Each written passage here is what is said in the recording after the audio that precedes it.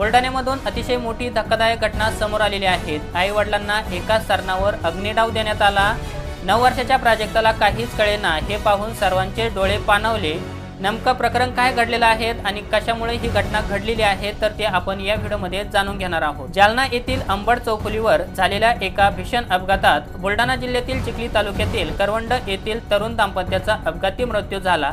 विनोद माधवराव घायवट वय वर्ष 37 आणि त्यांची पत्नी मंजुळाताई विनोद घायवट वय वर्ष 27 यांचा या अपघातात करुण अंत झाला। त्यांच्यावर एकाच चितेवर अंत्यसंस्कार करण्यात आले। हे पाहून अनेकांचे डोळे पाणावले। या घटनेमुळे करवंड गावासह परिसरात हळहळ व्यक्त केली जात आहे। विनोद आणि मंजुळा घायवट आणि त्यांची मुलगी प्राजक्ता हे तिघे 17 सप्टेंबर रोजी सायंकाळी दुचाकी जालना येथील टोल नाक्यावर कामावर जात असताना अंबड चौफुलीवर त्यांच्या दुचाकीला एका अज्ञात वाहनाने जोरदार धडक दिली। हा अपघात इतका भीषण होता की ते तिघेही यामध्ये गंभीर जखमी झाले।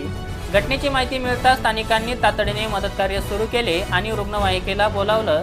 गंभीर जखमी झालेल्या या दाम्पत्याला आणि त्यांची मुलगी प्राजक्ताला तातडीने छत्रपती संभाजीनगर येथे शासकीय वैद्यकीय महाविद्यालय व रुग्णालय घाटी येथे उपचारासाठी दाखल करण्यात आले।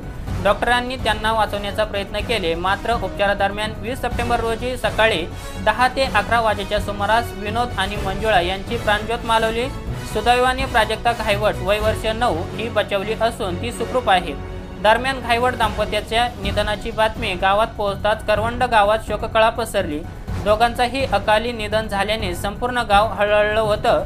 गावातील प्रत्येक व्यक्ती हळहळ करत होता। 20 सप्टेंबर रोजी सायंकाळी त्यांच्या पार्थिवावर करवंद येथे अंतिम संस्कार करण्यात आले।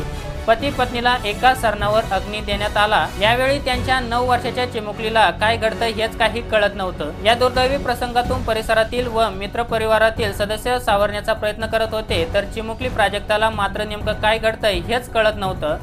आता तिला कोण सावरेल आणि कोण पुढाकार घेईल हा प्रश्न आता सर्वांसमोर आहे।